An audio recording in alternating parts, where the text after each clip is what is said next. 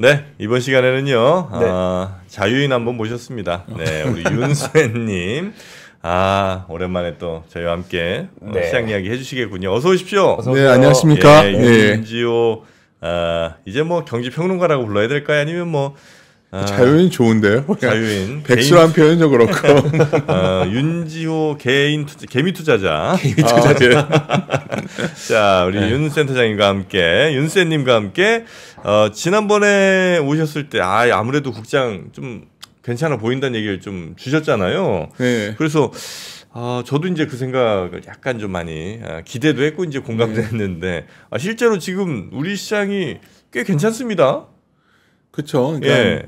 2024년과 다른 2025년을 기대했던 분들이 좀 있었고 네. 아직까지 잘 전개되어 왔는데 아마 제가 오늘 이 시간에 하는 게 맞는지 모르겠어요. 아마 오늘 지금 되게 고민하시는 분들 많을 것 같아요. 네. 그래, 빨리 도망가야 되나? 그런데 주식이라는 게 이렇게 뭐 제가 이렇게 잘 적절한 시점을 잘 맞추진 못하지만 네. 큰 흐름은 어느 정도 그래도 좀 봐왔다 보는데 올해는 그렇게 너무 국장에 대해서는 미증시와 일치해서 생각하실 필요는 없을 것 같아요. 그럼 미국 증시가 이렇게 강할 때 우리가 이렇게 많이 올랐었나요? 네. 단순히 반문하고. 그리고 네. 우리만 이런 게 아니라 한국 증시에 비해서 요새 중국 증시 이런 데 보면 무서워요. 어마어마하게 오르났죠. 네. 그러니까 이게 시장이 이게 다른 말로 하면 뭐 여러 가지 표현을 쓰겠죠. 어떤 뭐 매크로하게 보시는 분들은 비달러화 자산을 사야 된다. 뭐 이런 개념도 나올 수 있고, 네. 뭐 여러 가지 밸류에이션이 싼 걸 사자 이럴 수도 있고, 차트 보시는 분들은 덜 올랐으니까 사자 뭐 이럴 수도 있는데, 네. 그 전체적으로 다 맥락이 흐르는 거는 결국 하방 위험이 제한적인 것들을 좀 하자. 덜 떨어질 것. 그렇죠. 네. 그러니까 덜 떨어지니까 기본적으로 덜 올랐으니까 하방 위험이 제한적이겠죠. 뭐 네. 단순하게 주가만 보자는 게 아니라 꼭 망할 회사도 있을 수 있는데 예. 그게 무슨 없죠. 그걸 알 수 없죠. 그냥 네. 밸류를 좀 보자는 거죠, 숫자를. 그랬을 네. 때 이 정도는 잘 버텨줄 거. 그럼 오늘 같은 경우에도 뭐 아침부터 어떡하지 막 이러는 것보다 내가 갖고 있는 포트폴리오 한번 보시면서 네. 지금 상황이 어떤지 좀 체크해보는 게 좋을 것 같아요. 그러면 뭐 전체적인 큰 결론은 일단 우리 시장과 미국 시장은 좀 다른 모습을 분명히 좀 보여줄 거고 올해 그 중에서도 그런 차이는 좀 있는 것 같아요. 네. 그러니까 미국 주식에 왜 투자하는지를 여쭤보면은 네. 떨어져도 얘는 그 전고점 회복할 것 같으니까의 기분이 있고, 믿음이 네. 한국의 경우에 투자하시는 분들은 쌀 때 샀다가 비쌀 때 팔아야 돼라고 하는 마인드를 좀 갖고 계시는 분들이 있는 것 같아서 그러면 한국이 지금 짧은 시간이지만 연초부터 올랐잖아요. 네. 그러면 이제 여기서 고민을 해야 되는 거 아니냐라는. 뭐 그게 맞을 수도 있죠. 뭐 제가 그걸 어떻게 여기 와서 제가 이럴 것이다. 네. 내가 뭐 신도 아니고 그냥 뭐 모든 예측은 네. 불확실성을 어떻게 다루냐에 달려 있는 거예요. 저는 제가 불확실성을 현재 다루려고 하는 거는 이러한 시각에서 볼 뿐이고 뭐 이럴 수도 있고 저럴 수도 있겠죠. 근데 저는 첫째 주제를 이게 뭐 PT 자료는 긴데 네. 어제 어디 뭐 교육이 있어가지고 저번 주말에 만들었던 거고 다 할 생각은 없고요. 네. 그냥 하나 그림 하나 보죠, 그냥. 네. 여기서 한번 팍 빠진다고 생각을 해보죠, 그냥 코스피가. 예. 네, 집에 이제 여기서요? 그냥 막 빠진다 생각을 한번 해보면 어디까지 빠질까 한번 생각해 보자는 거예요. 그러면 확률적으로 PBR로 2019년 이후에 0.9배 밑에만 오면 강하게 돌아섰어요. 네. 이 정도 빠질 때는 뭐 위기 상황, 그러니까 뭐 미국이 뭐 버블이 붕괴되고 뭐 경기가 뭐 그 소프트 랜딩도 아니고 그냥 하드 랜딩 들어가고 이래야 이 정도 빠지는 거 아니에요? 위기가 나오면. 그게 0.8배예요. 그게 2,400이에요 지금. 2,300 그게. 네. 그리고 0.9배가 2,563. 1분기 자본 총계 들어오면 이게 한 20% 더 올라가요. 2,600 깨지면 사야 될지도 모르는데 오늘 지수 봤더니 한 2,650 정도예요. 그러니까 여기서 하방이 제한적이라는 걸 막연하게 차트 하나 거놓고서 싸다 이렇게 할 게 아니라 네.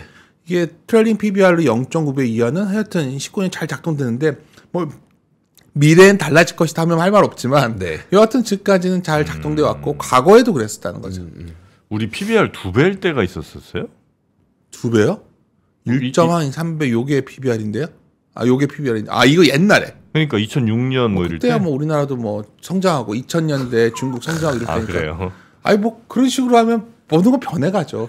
제가 요새 그 정프로님 그 네. 김용호 교수님 대화 열심히 보는데 네네네네. 거기 그 다이내믹 이퀄리브리움 동태력이요? 중용이라는 거. 그래서 제가 재밌다고 보고 있었는데 뭐 그렇죠. 모든 게 동태적 균형을 가겠죠. 근데 지금까지 잘 맞는 거는 이게 맞는 말인지 모르겠어요. 용어를 모르는데 하여튼 뭐 빠지면 이 정도라면 예. 뭐 너무 그 겁을 내실 필요는 없다는 생각을 갖고 있고 그래서 제가 요즘 좀 많이 얘기하는 게 올해 이제 저도 자유인이 됐으니까 어떻게 할까 이런 쪽부터 이제 그때부터 이제 생각했던 거예요. 예. 아, 내 돈이 안 깨지는 자산들을 사놓고서 버텨야겠다. 그게 내 기본적인 생각이었어 작년 네. 12월 네. 이후에.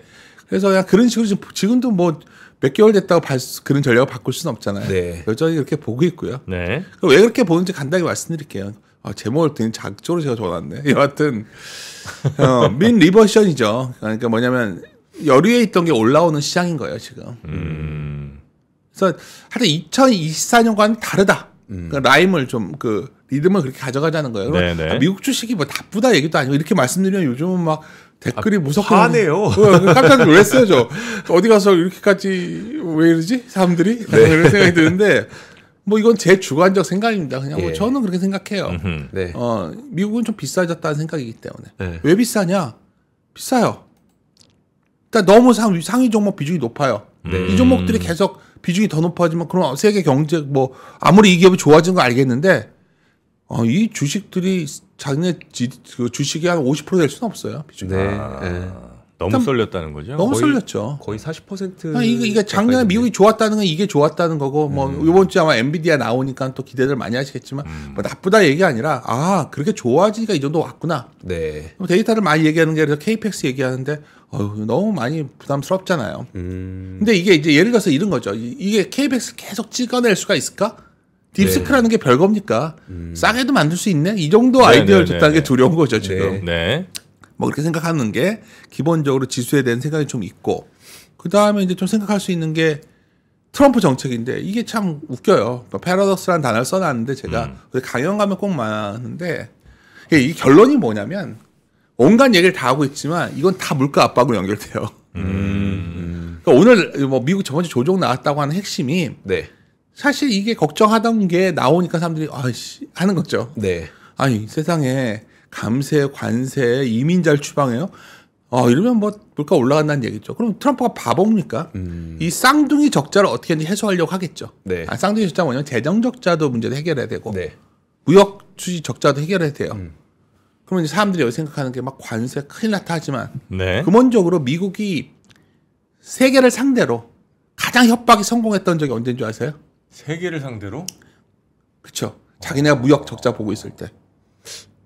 뭐 슈퍼 301조 막 그런 것도 있지만 초기 시작은 세상에 자기네가 금으로 달러를 고정했다가 갑자기 닉슨이 나 돈 못 물어줘 물어줘 했잖아요. 그날 근데 동시에 관세를 딱 때렸다고요. 보편 관세를 10%. 그랬었어요? 그러면 71년에. 근데 사람들은 뭐 자꾸 1930년대 스무트할리 관세법 소환하면서 막 그때 결국 전쟁이 나고 대공황이 왔다.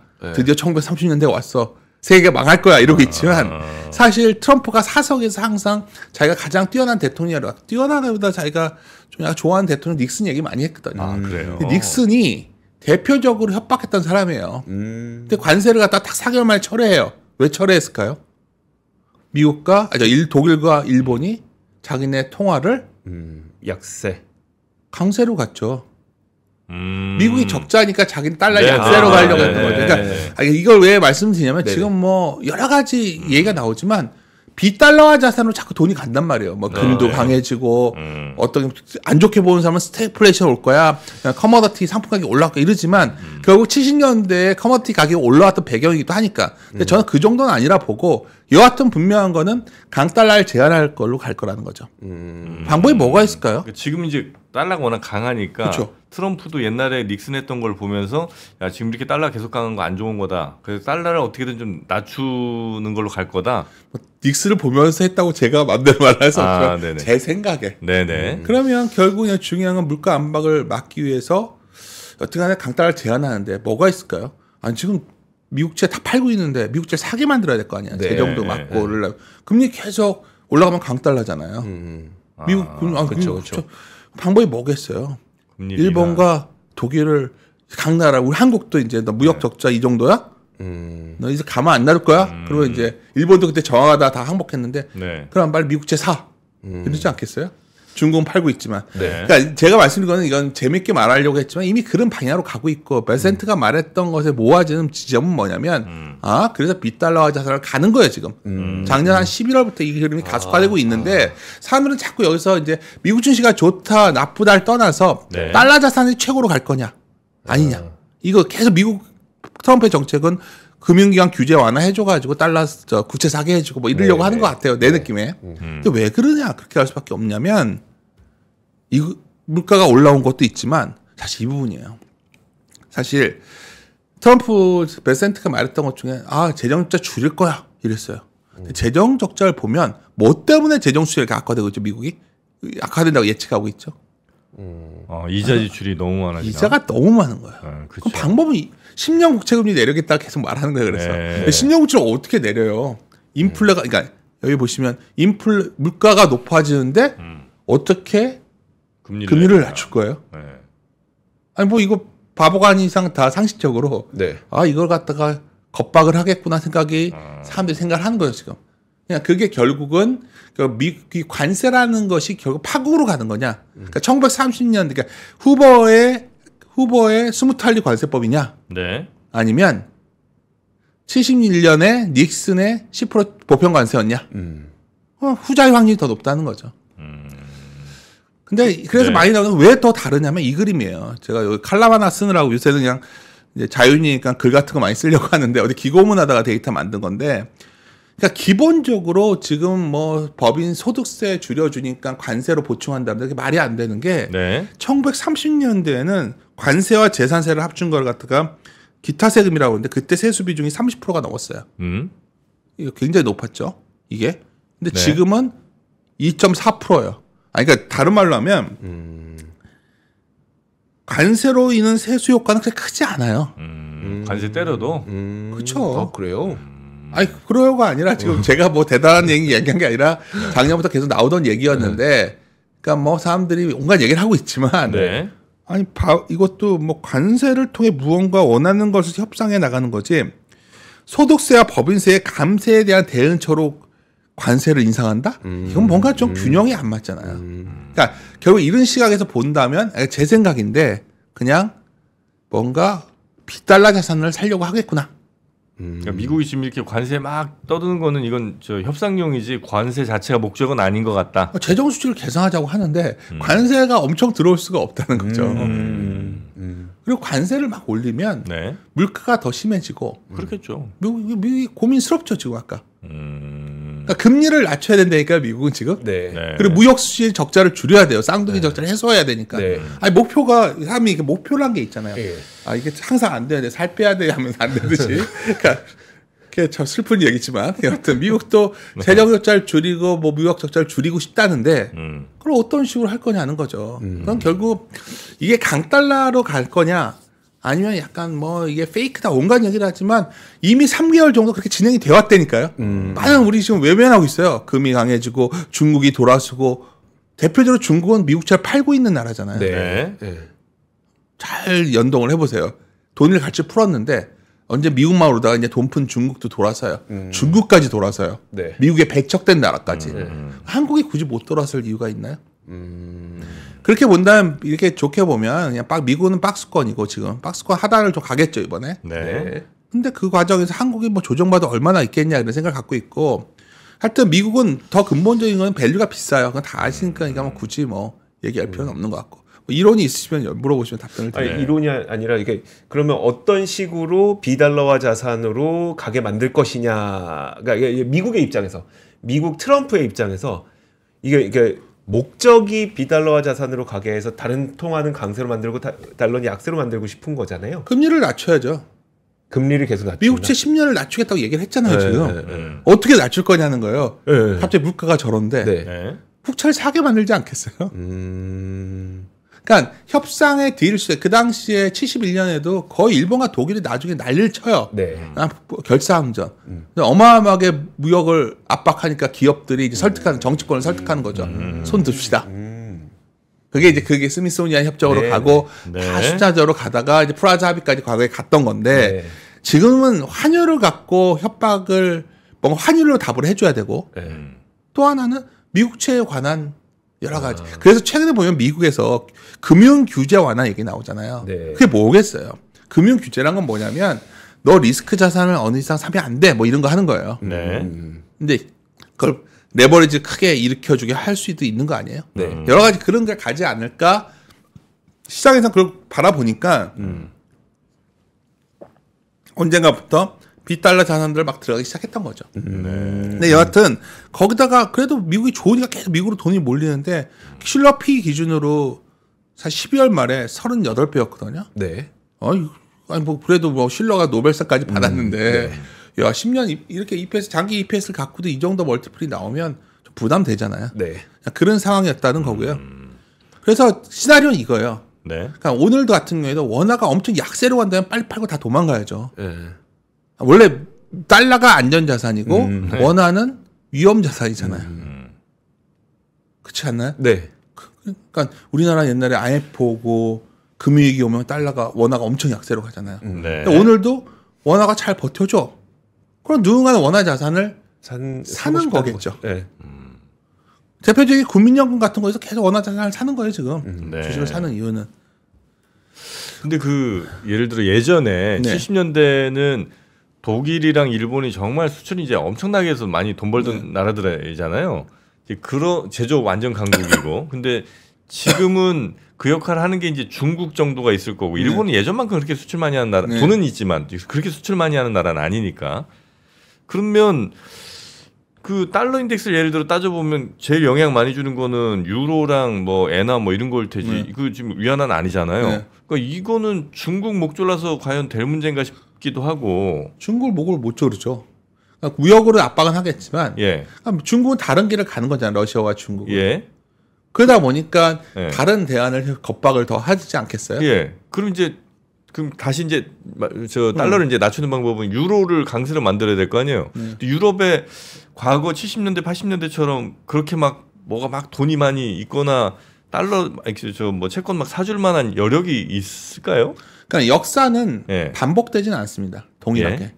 그 라임이 비슷하다는 표현을 써요. 운율이 반복된다는 표현을 쓰거든요. 그러한 운율인데 그 정도의 강도 못 나오겠죠. 그러면 한번 반문하고 싶어요. 70년대 닉슨의 미국이랑 현재의 미국과 누가 더 어쩌면 막강하나요? 70년대에는 소련과 중국이 다 양서반이 분리돼서 요 세 개밖에 없었어요. 지금은 어떻게 보면 어쩌면 트럼프가 뭐 최근에 이제 뭐 여기서 더 이제 소설 쓰는 건데 여기는 뭐 소설이니까 제가 말하기는 그렇고 푸틴도 만난다 이런 것들도 의미 있지 않겠어요? 무슨 협상을 나갈지 모르겠죠.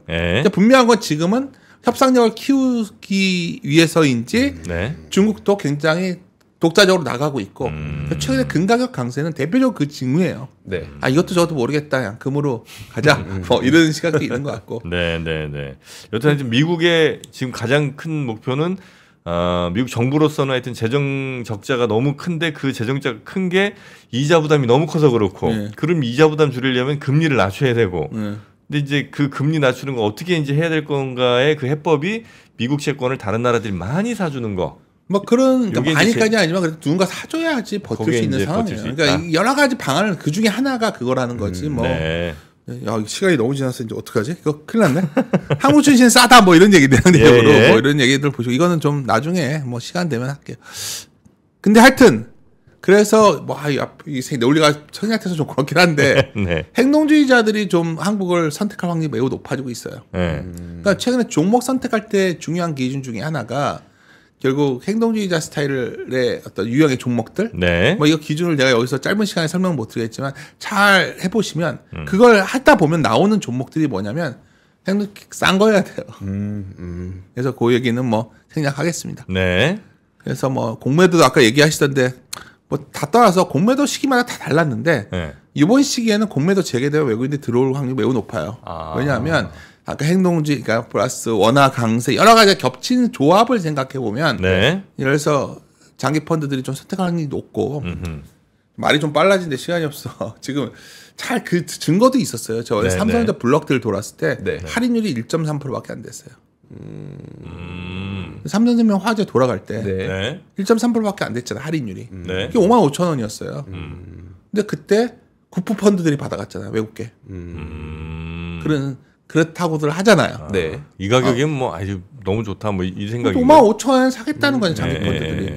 자기 펀드들이 왜 잘 못 사냐면 이런 큰 주식들은 자기들이 해칭이 가능해야 되는데 안 되고 있었잖아요. 네. 그럼 그 가격에도 샀는데 제 생각에는 상당히 그런 점에서 한국 증시가 올해 상당히 전 다른 모습을 보이지 않을까 보고 있고요. 네. 섹터 얘기 잠깐 드린다면 네. 지수 뭐 이런 식으로 얘기한다면 뭐 결론은 뭐 여러 가지 그림 보여드리지만 그냥 한국이 낫다. 네. 오늘 같은 경우에도 기분 나쁘게 좀 두드려 맞겠지만 이렇게 붕괴되고 이런 거는 너무 좀 오버한 것 같고요. 네. 반면에 이제 종목들도 그렇다면 이 현세에 맞는다면 좀 싼 것들 사야 되는데 이것도 좀 급하게 갈게요. 그냥 많이 오르고 비싸진 업종 내의 탑픽은 당분간 좀 조심해야 돼요. 그러니까 제가 이렇게 더 강하게 말씀드리는 건 저도 조선방산 좋다고 뭐 조져보시면 항상 하던 사람이에요. 예, 네. 예. 맞아요. 그래서 정프로님한테도 하고 근데 예. 이제 이게 뭐 나쁘다가 아니라 미국이 나빠서 빠진다는 게 아니잖아요. 네. 너무 올랐다. 미국과 중국 놓고 보면 어느 나라가 더 잘 하고 있어요? 미국이. 그렇죠. 근데 최근에 중국이 올라가지 미국이 올라가지 않았잖아요. 미국은 연간 네. 상승률이 2% 내린 것 같고, 그래서 코스피는 10%가 넘어요. 그렇잖아요. 연간으로 보면 YTD. 네. 이 차이가 뭐냐는 거예요. 그러니까 우리가 시장을 바라볼 때 10년을 예측하는 것도 중요하지만 네. 피터 린치 말대로 반걸음을 봐야 된다 그랬잖아요. 반걸음 앞서가면 된다. 네. 사람들이 잠깐만 내가 먼저 저길 도달하기 위해서 뭐 뛰어간다고 해서 그 목표에 가는 게 아니에요. 그러니까 지금 이 시점에서는 사실 비싸진 업종 내 탑픽을 조심해야 되고 그러니까 쉽게 말해서 반도체에 있어서 하이닉스가 더 비싸잖아요. 네. 싼 게 나은 거고. 야, 그런 감각으로 가자는 거죠. 그러니까 예를 들어서 그러다 보면 뭐 시크릿칼에서도 뭐가 있죠? 조선이 있다면 건설을 사는 거죠. 네. 많이 오른 친구는 조금 놔두고. 그렇죠. 아니 오는 거는 갖고 있는 사람이 좋으니까 뭐 갖고 가셔도 되고 그거 제가 가져갈 내용은 아닌데 네. 신규로 여기부터 산다? 조정이 있다면 거기가 더 깊어지겠죠. 뭐 그런 감각으로 보시면 될 것 같고 그 단편적인 게 이제 이걸 항상 보여드려요. 제가 네. 그려놓고 깜짝 놀랐는데 하나오션 오늘이야 보시면 이제 빠졌으니까 그렇지만 뭐예요? 이게 저저번 주에 그렸던 거거든요. 하나오션의 PBR이요. 오. 5배가 넘습니까? 그렇죠.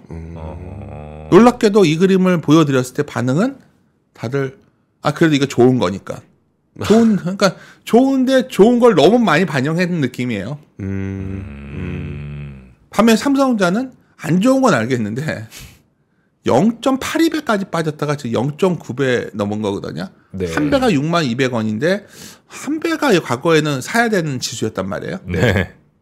그러니까 이런 어떤 소위 밸류의 숫자를 좀 감각을 가져가셔야 돼요, 지금은. 그러니까 뭐 애널리스트 자료를 목표 주가 얼마냐 이런 거 보시면 거기 숫자가 나오거든요. 네. 그 숫자들을 좀 잘 체크해 보시면 네. 내가 갖고 있는 포트폴리오에서 지금 좀 더 리스크가 좀 커지냐 아니냐를 좀 판정할 수 있지 않을까 봅니다.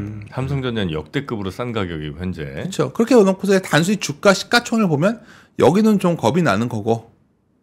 아니 그렇게 말하면 또 뭐 조선주 저도 좋아하죠. 근데 이제 그러니까 미국이 그러니까 이게 걱정이 돼요. 이렇게 그만하세요. 좀 약간 좀 요새 이게 꺼려지더라고요. 내가 괜히 스트레스 받고 싶지 않고. 근데 하여튼 여하튼 네. 뭐 여기 밑에 있는 것들이 의외로 화장품 뭐 2차 전지 뭐 엔터 이런 게 돌 수도 있는 거예요.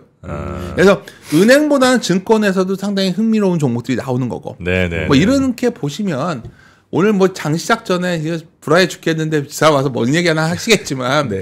뭐 제 생각에는 이렇게 생각을 해보면 뭐 내가 가진 것들을 잘 보는 게 중요하지 지금 미국 빠졌으니까 전체적으로 지금 여기서 오늘 네. 뭐 이게 1930년대 뭐 전쟁으로 가는 길이다 스캐플렛이다 이런 말을 한다면 그거는 정말 거대 담론을 갖고 네. 판단에 전혀 도움이 안 되는 그런 시나리오고 지금은 오히려 그 시간에 내가 갖고 있는 포트폴리오 종목들이 네. 상대적으로 밸류 매력이 있는가 그 비중이 어느 정도인가 이거를 좀 판단하시는 게 낫지 않을까 요 끝으로 업종별 시가총액 추이 요거 한번 설명해 주시면 좋을 것 같습니다.